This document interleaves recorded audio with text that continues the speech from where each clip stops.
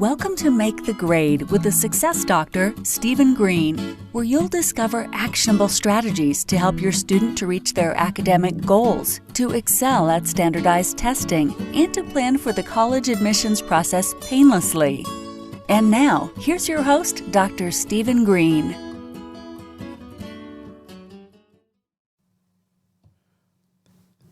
Good evening, everybody. Good evening, everybody. Steve Green here. This week's edition of Education Live Thursday. And we have another excellent program, I believe. Really excellent guest. Sarah Lorraine will be with us in a few minutes. We'll just take care of some quick housekeeping things to bring this in. And we will get right into it. So number one is, like all weeks, the Education Live Thursday is sponsored by the Success Community.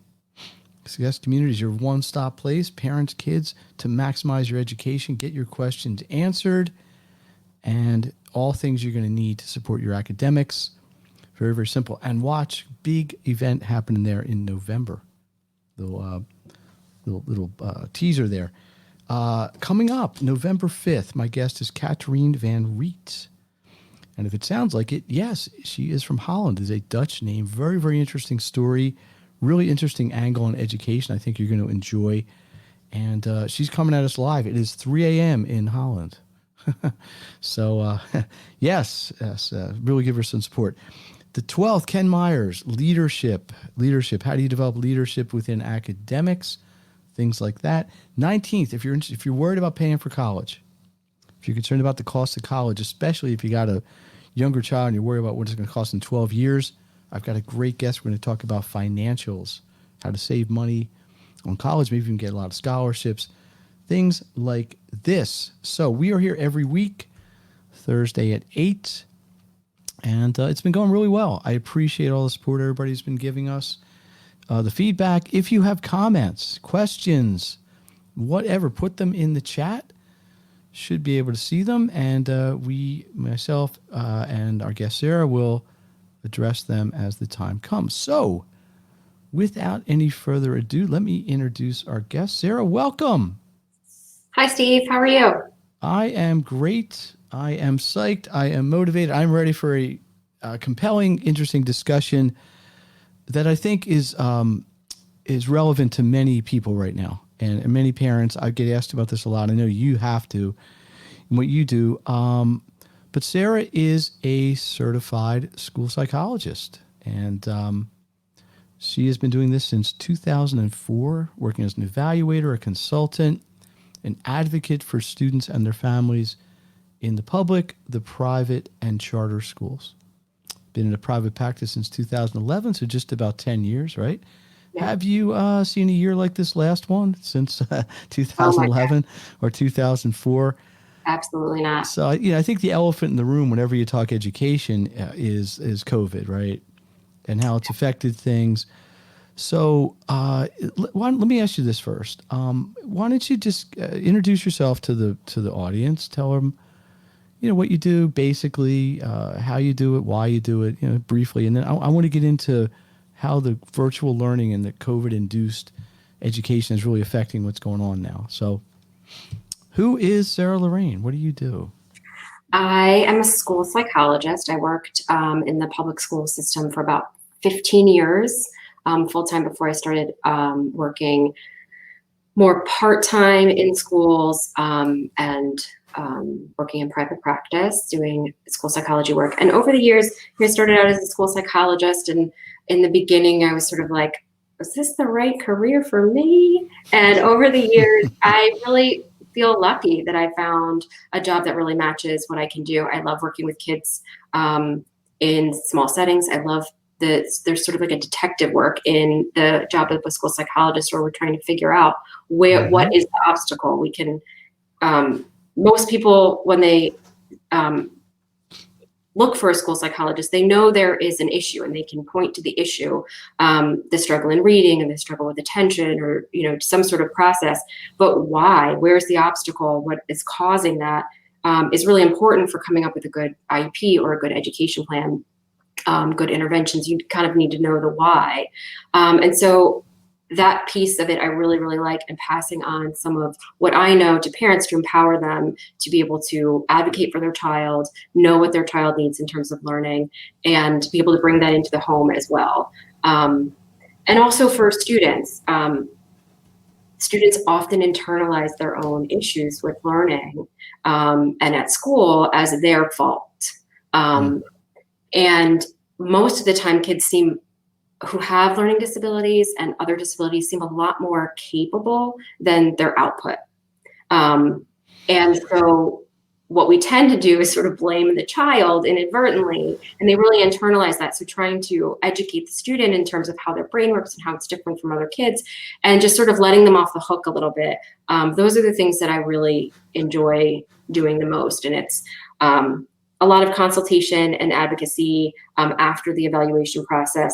The evaluation process is kind of like the starting point, and the nuts and bolts of it is really getting to learn about the student and their needs, what their learning process is, what their unique sort of brain process is around learning. And then the rest of it is sort of like that. Now what do we do? And advocating and supporting families through that process is the other sort of half or more of what I do. And I really feel very lucky that I've found a job at a field that I really, really enjoy. Well, I believe, and I can tell you, it's very rewarding. And I know you know this, working with people, feeling like you're helping them, seeing them make progress. Yeah. So this year has been a big adaptation for everyone: parents, children, students, adults, teachers, educators, school psychologists, tutors, principals, everybody. Let's zero in on this. How has, in your experience, virtual learning affected how you might be able to do an assessment? And I think the second part of that question might be, how has it affected the ability to deliver accommodations? Because that's every parent's big concern, right? It's hard enough getting the evaluation, but then if you don't get what you're entitled to. So what's your take on that? What's your opinion here? So depending on where you live, sort of different states have decided to handle COVID a little bit differently, sort of putting a pause on evaluations, in-person evaluations for students who are initially getting evaluated for special education services or getting reevaluated later on. Students are always reevaluated every 3 years. And sometimes that includes in-person testing to kind of update where things are at. And that assessment has been really tricky because of the safety precautions, and schools are closed. So where does the testing take place? Is it safe? What do we do? How? And it's sort of just mitigating that safety versus health and safety versus education needs, like which one is more important. And different states have handled it differently. And different psychologists, different districts have handled it differently. The thing that I think is most important is to start with what is the most important thing. So you need to think about health and safety versus, do you need to know the information about your student right now? And sometimes the answer is yes, I do. I need to know this right now. I was waiting for a while. We've done a lot of interventions. This isn't working. I need this assessment. I'm not going to wait any longer. That's the most important thing above health and safety, or not necessarily above, but that the risk of exposures or whatever is there. And the other piece of it is, and sometimes you might make the opposite decision, right? No, it's not dire. I would much rather have an in-person assessment when in-person doesn't come with the same kinds of risks. The other thing is that right now, and something that I do whenever I do testing right now, is the standardization rules, right? There's certain ways you're supposed to give cognitive and academic assessments in terms of standardized procedures. It should just be a one-on-one setting. It should be at a time and a place where the student is able to do their best. And one of the things that's really important to consider is your child's mental health right now. And one of the things that I do with any testing I do right now is to screen for that. How are them coming to me and we're wearing masks, and there's plexiglass sometimes, and depending on the setting, and we're further distance apart. And the idea that a child, especially a young child, going into a new place with a new person is a very unfamiliar experience. This is not something that they've routinely done in the last 7+ months. So typically parents are not supposed to be in the assessment room. And I have included parents in the assessment room because I think that mimics standard conditions more than not having them in the room because of the anxiety, because of the discomfort, because of the lack of familiarity. When students are used to having professionals in the building, they're in a school building, and just another person, they're aware that another person is going to come and take them out of their classroom to do something, or they're going with mom and dad to this session at an office, and guardians, parents are going to be in the waiting room while they're in the room with me. Like, there's a sense of familiarity and safety. This is something that we do. But since we have not been doing that for the last 7 months, it adds another layer of stress where students may be more worried and less comfortable. So having parents in the room is something that if you're going to get an assessment, it's something to ask if the psychologist is comfortable with that and sort of talking through that. And I always then check with the student, like, how are you feeling? How are you feeling about this session? Those sorts of things.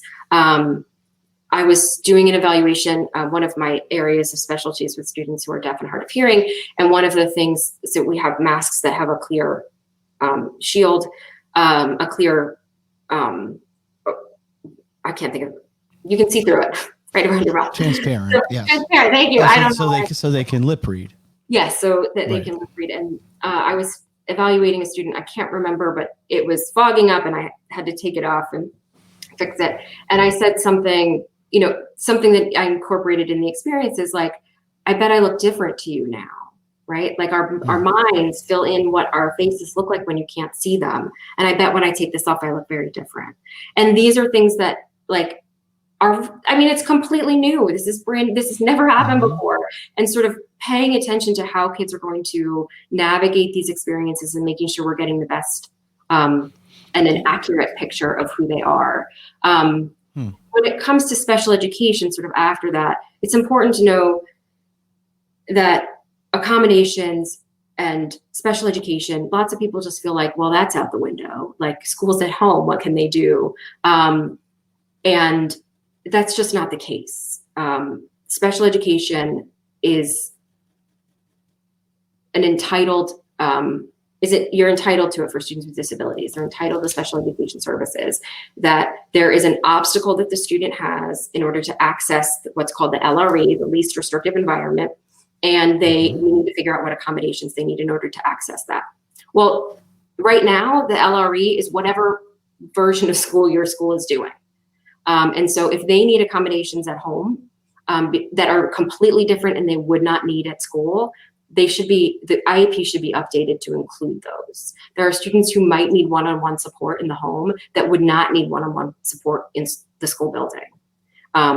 And you have to make those adjustments where if, on hybrid day, on in-person days, it's this, at home days, it's this. The expectations are different in terms of what it is that a student needs in order to access that curriculum, and thinking through all of those things, anything you need to do to adapt the baseline of what the school provides, right? A laptop or Chromebook or whatever they have, and whatever materials they have. Well, what have you needed to go out and buy? What do you wish you had because your child really needs that? And write those things down. Those are things that they're called SDIs, specially designed instruction, that get added to the IEP, and you just indicate in the IEP that in this setting it's needed and in this setting it's not needed. And those are, we have to be creative, and we have to make sure that we are meeting children's needs. And in the same way that when we talk about assessment, we want to start with, is this really important right now? Am I going to get the best for my child? Am I going to get a good snapshot of what they're doing, what they're capable of right now with their social and emotional well-being at the moment? And how can I adjust the testing conditions to make sure that they're comfortable? We want to think about the long term for our kids too, when it comes to learning in special education.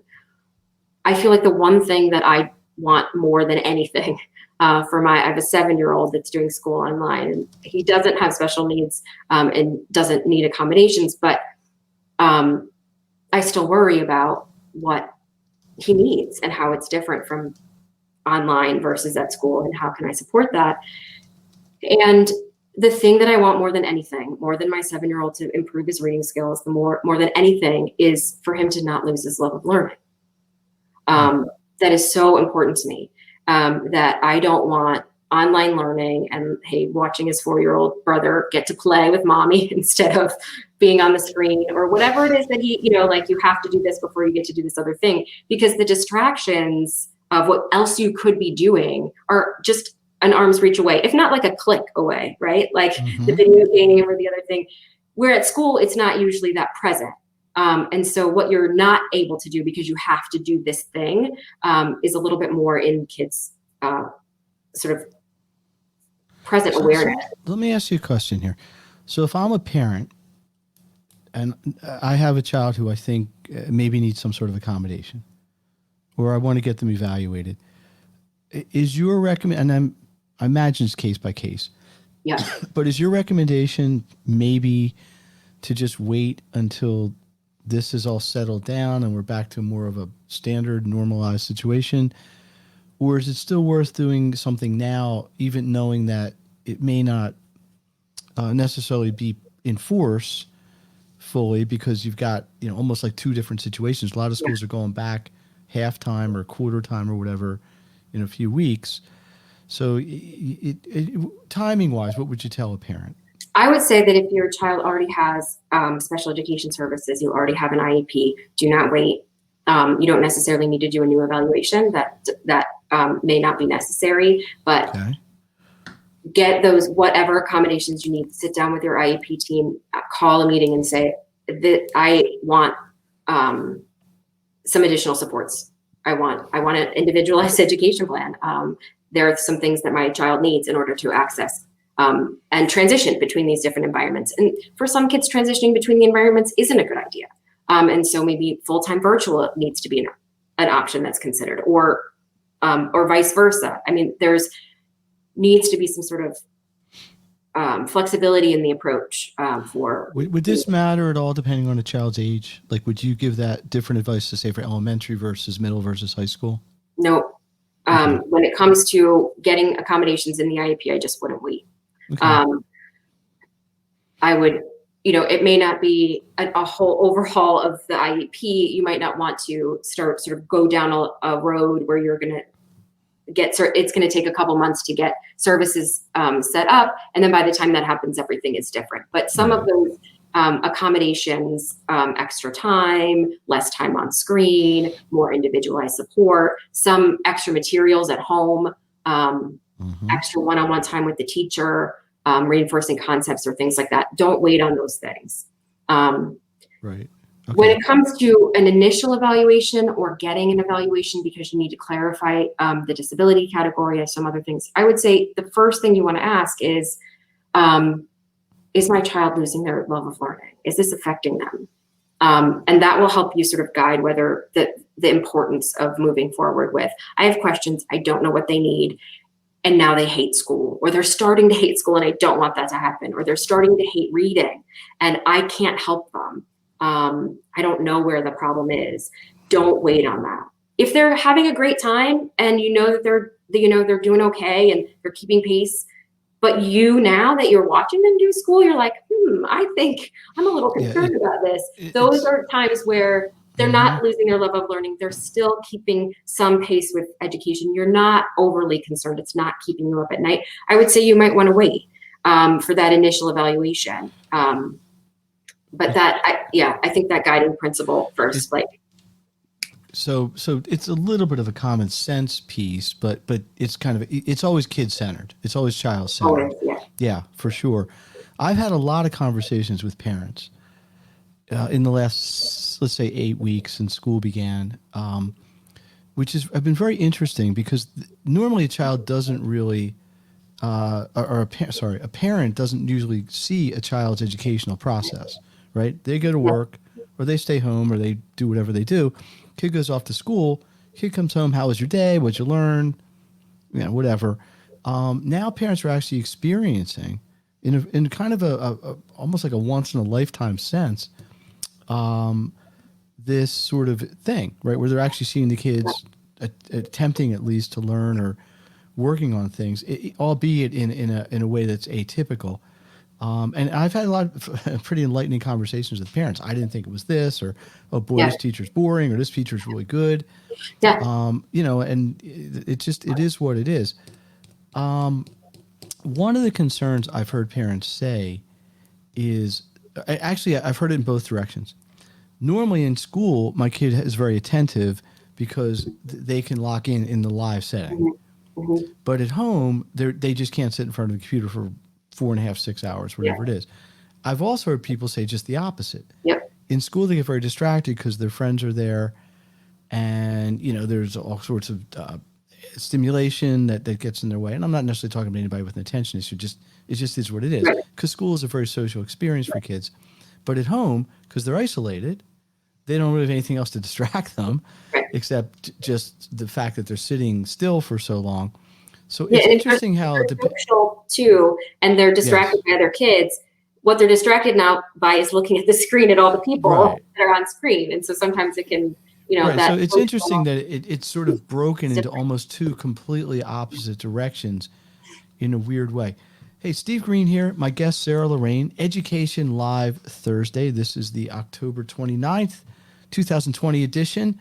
Sarah, school psychologist extraordinaire, shedding light on a lot of these topics that are really kind of up in the air. Let me ask you this. Do you think, and I ask everybody who's been on in the last 8 weeks this, obviously things are somewhat different, if not very different right now, right?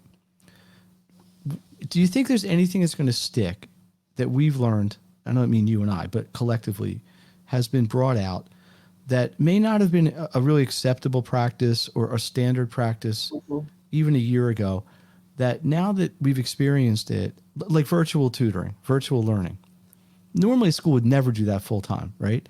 Now they're talking about not even having snow days, and if it snows, we just stay home and go virtual, right? So I'm seeing things that I don't want to say they're taboo, but they just weren't standard operating practice. That I think now going to be much more acceptable. Yeah. Do you see anything like that in your opinion, or maybe officially in the evaluation, assessment, psych side of things? I don't see, I'm not sure what will sort of stick, but there are a lot of positives, things that we've learned how to do, and that we've sort of minimized the I don't know, the negativity around it, or the stigma around like some of virtual things as being sort of second rate, and things that actually are quite, it's quite helpful. Thinking about some of the things in terms of assessment and psychological services, the number of people, the number of students I can talk to in a given day, if I can do it virtually, versus having to go to all different schools or whatever. I hope that sticks. And I'm hearing people talk about that, just like the snow days. There are interviews. I do parent interviews with every single student, teacher interviews. I can do way more of them at a much more flexible schedule when I'm sitting in a virtual room and there's appointments and people sort of click in for them. So a good portion of the evaluation, which is often a hassle where parents have to leave work to go meet with the school psychologist and set up a meeting at the school, those sorts of things. The idea of accommodating a parent virtually was not a thing, or a psychologist that's at a different. I'm not even sure it was legal. It might not have complied with some of the guidelines. I'm not. Yeah, I mean, when it comes to in-person assessments, there are certainly some compromises. Meetings, I think we weren't necessarily. I'm just not sure that it ever dawned. I remember I was involved in an IEP meeting where one of the parents couldn't make it, and it was in a divorce circumstance where the parents were divorced, and one of the parents had to call in. They had they still even have those phones in the middle of the tables that are big speaker phones. You know what I mean? They're like sort of shaped like triangles, whatever. The parent called in on that, and because they were unable at the end of the meeting to sign the attendance docket, you know what I'm talking about. There's a better name for it than I'm describing. That person, I want to say he or she, that person's input was not on the record. But you know how these things are. I mean, IEP meetings are like a quasi-legal Yes. thing, and Yes. they go into the child's record, and there's people held accountable. So that was kind of interesting. The biggest thing I'm seeing, and I don't know if you do this or not, but one of the advantages of working a lot of online and virtual tutoring is people can record the lessons. Mm-hmm. I've never had a student in face-to-face or in my school actually record what we do. But now it's so easy. Right. And they don't have to record the whole thing. They might record 5 minutes or 10 minutes, one or two questions we're doing, screenshots of things. So much, it's much, much easier to put the information back and forth now that way. And then, of course, you've got just the almost, it's like a school with no walls anymore. I'm tutoring kids, and I'm not sure if you can do this with licensing wise, but right now I'm in 11 states and a couple of different countries. So it really doesn't matter anymore that way. I'm not sure how much that's going to maintain Over time. road 3-5 years out, but it is in the short run. Is there anything, let's kind of flip it. Is there something you think's emerged? You can't wait for it to go away. Any sort of trend. I mean, you and I think share this, that we like working with people. I like being in a room. I think you like being able to sense the body language, like being able to sense sort of the emotional feeling you get working with people. That I'd like to get back to and not have it limited to the vision on the screen. But is there anything like that on your side, in your opinion?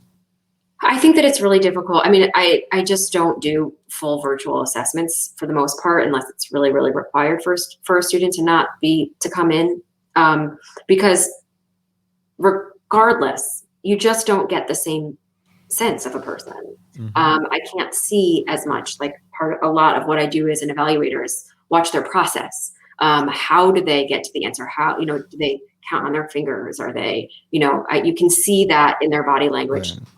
Right. You miss some of that. And if, the screen freezes up or something happens, like you can miss really important things. And I think rapport building is it's just not as quick in the same way of,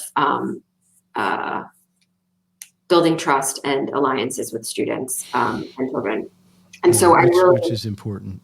Yeah. And dynamic assessment is one of the things teachers do it all the time. It's a very difficult thing to do in virtually, which is where you give the student a task that you're not sure if they can do. You say, hey, do this. And you totally hands off, watch them do it. And if they can do it, great. They know how to do it. You move on. If they can't, then you model it for them. You say, oh, I'll do it. And then you do it together. And you say, now I did it. Like what would we do first? And like, okay, you do this part, I do that part. And then you give it to them again and you say, all right, now you try it, you do it all by yourself. And it's, it's based in Vygotsky's learning theory, like the zone of proximal development. Like it's really sort of heady in that way, but it's a very easy, simple thing to do that you just can't replicate that in an online. It really require one-on-one, which is impossible to do. Like when you can do that in a classroom where you pull a kid out and you do a dynamic assessment with that person while all the other students are doing centers or something like that. It's an impossible thing to do online unless you have another teacher who's able to take over for all the other students. And I think it's just really, really challenging. And I think that's something that we're missing in terms of getting a picture of where the student is and where that perfect spot is for, where they can access the learning. What do they already know? What's way too difficult for them? What can they do with help? That's where we're teaching students, is what they can do with help. That's the right place to be teaching them. And it's a lot harder to get that information online. Sarah Lorraine, school psychologist, I want to thank you for coming on Education Live Thursday. Why don't you share with everyone how they could reach you if they want to start a conversation, or maybe if they need some sort of advice? I have, well, actually I don't, let me put it there. So there's your email. Do you want to add anything? Do you have a website or anything you want to add? It's just the end part of that, saralorraine.net is my website, and my phone number is there too. And my email, Sarah@saralorraine.net is my email. Do you have like 2 first names? I do. Yes. And no middle name. So oh, really? No middle name. I was going to say, what's your middle name? You don't have one. Okay. Well, that's interesting. What, you have anything else you want to share? Like any, just, I don't know, personal interest? I mean, I can tell you in my life, and I'm going to guess in yours, what we do is very, you invest so much of yourself in it, right? You know, you don't get a whole lot of free time. Even when you do, you're always bringing stuff, mental, you know, ways we could have done things. But, you know, is there something you like to do, or you get more? Maybe you have more time to do now since we're all kind of stuck at home. Oh, I wish I had more time. Yeah, well, I'm saying, this is theoretical, I guess. Yeah. I actually really like knitting. Knitting. Oh. Yeah, I'm not great at it, but I with like the needles and all, like. Okay. Make hats and things like that. Yeah. Oh. Well, listen, when you come back, maybe you'll be wearing a sweater Scarf. Yeah, scarf. There you go. This is probably going to sound, it's probably not going to come out right, but I always think of knitting. I think of my grandmother. And she used to sit around with all her old lady friends and they're knitting, but really the knitting was sort of just an excuse to gossip. But it's not quite a lost art, I guess. But I don't know that it's as mainstream as it once was. There you go. I think the hipster generation has popularized it. Have you ever heard of knit? What is it? Knitting bomb?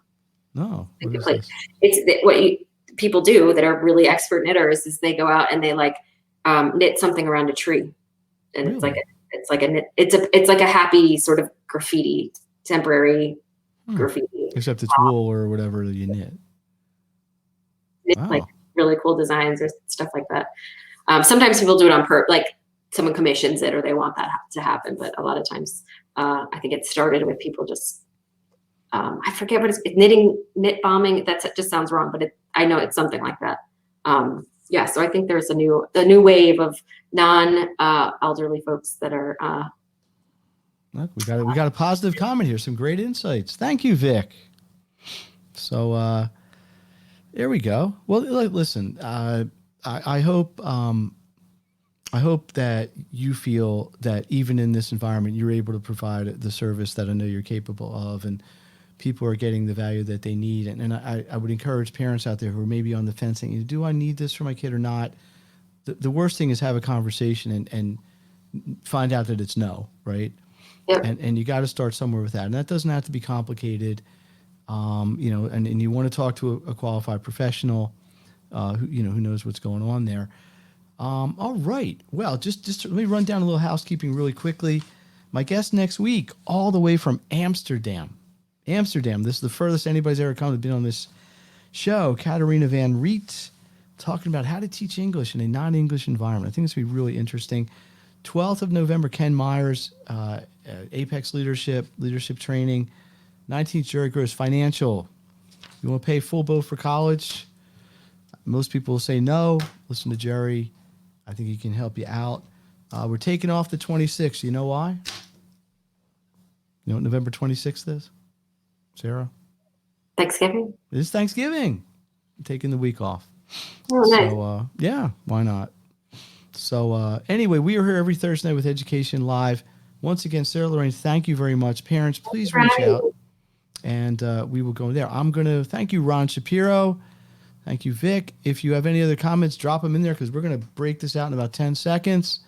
So let me play my outro music, which for those of you who are very observant might notice it's the same as the intro music. But that's the way it goes here. It's a low-budget show. I don't have enough to get different songs for the beginning and the end. All right. I will see everybody next time. Have a great week. And stay positive. Good night. You've been listening to Make the Grade with the Success Doctor, Stephen Green. If you enjoyed this episode, be sure to subscribe. For more resources and support, please visit makethegrade.net.